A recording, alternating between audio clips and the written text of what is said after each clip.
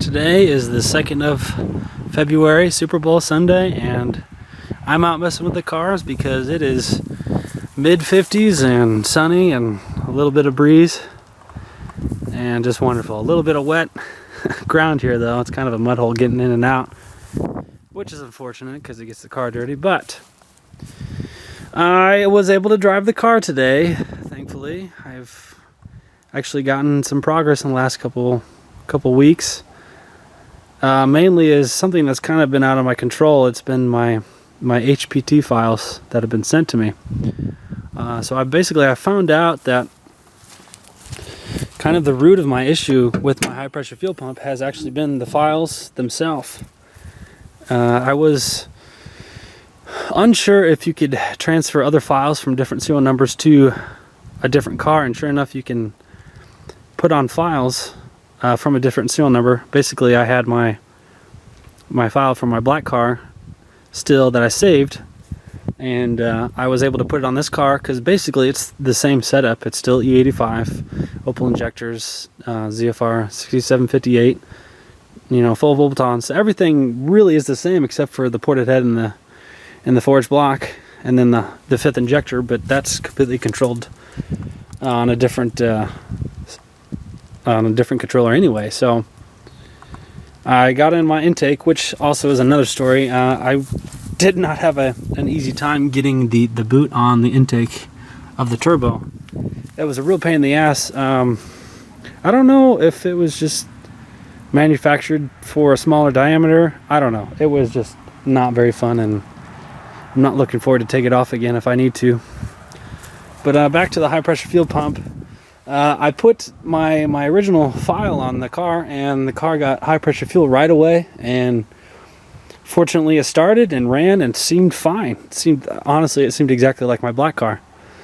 So, and that was with the stock high pressure fuel pump, because I'm just trying to diagnose if that's been an issue or not. So then I put back on my LT1 pump after I got another file. Basically what Matt did was he took that black car ZFR file and then made edits for this car specifically, and he gave me that file last week, and then I uploaded it to the ECM, and I'm back to square one. I don't have any high pressure fuel. It's not commanding any fuel when the car is attempting to start. So I was like, am I back to having issues with the high pressure fuel pump or whatever? But just messing around, I found out that, and in fact is still, that file is causing this issue, because I put back on the pump, on the LT1 pump, I put back that stock file, and we are back to the car running and driving normal. So today what I did was I put on that file and I drove the car. I put probably close to 60 miles on it today.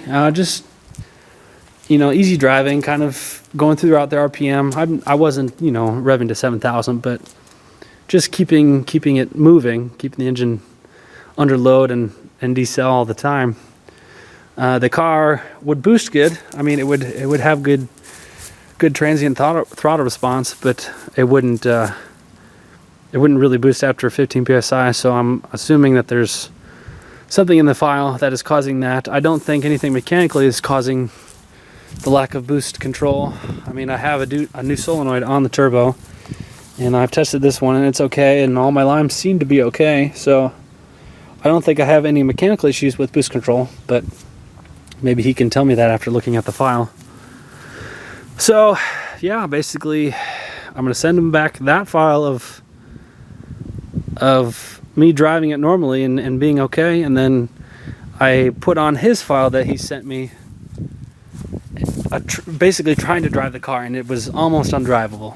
It would sputter, it didn't have any throttle response, it just wasn't right. It was backfiring, and yeah, just not good. And I took a short log of that, and I'll send him that too, just maybe he can see what's going on, if it's just his parameters that are not right, or I don't know. It's beginning to be a little frustrating just because now this is out of my control. I know that mechanically the car is okay, but when you get files that are just not cooperating, I don't know if it's his fault. I don't know, how it's losing or what is going on between him and my car.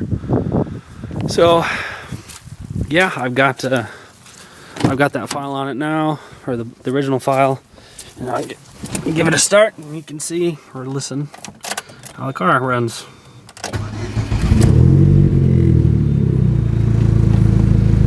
So, and then I didn't have any faults come on when I drove the car, which is good.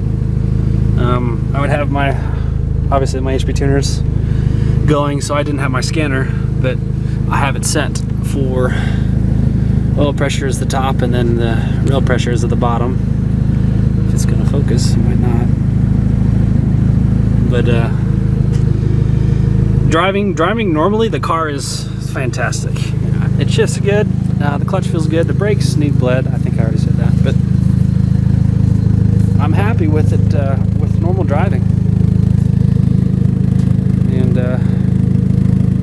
I'm excited to hopefully get some actual power through the car at some point.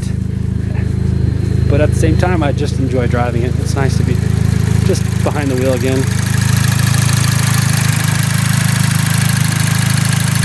But car sounds good. I haven't noticed any unusual noises, just your normal lifter noise and your high pressure fuel pump noise. So that's good. I mean, some people aren't exactly used to what they should be listening for on these direct injected Ecotechs, but I'm super happy.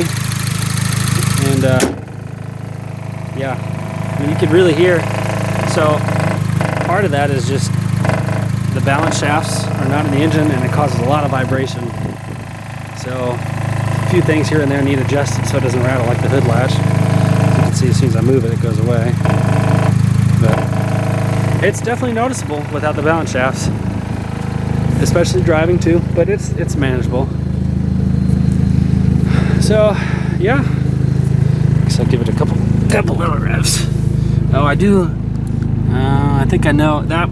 I just had a stored code for intake temperature sensor, so I don't know if it's the mass airflow sensor or the plug's coming. I don't know. But yeah, for where I was like a month ago, I'm pretty happy. I've actually made some progress.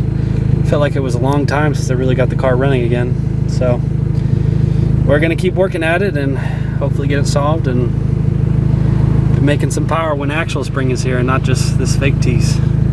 So thanks for watching.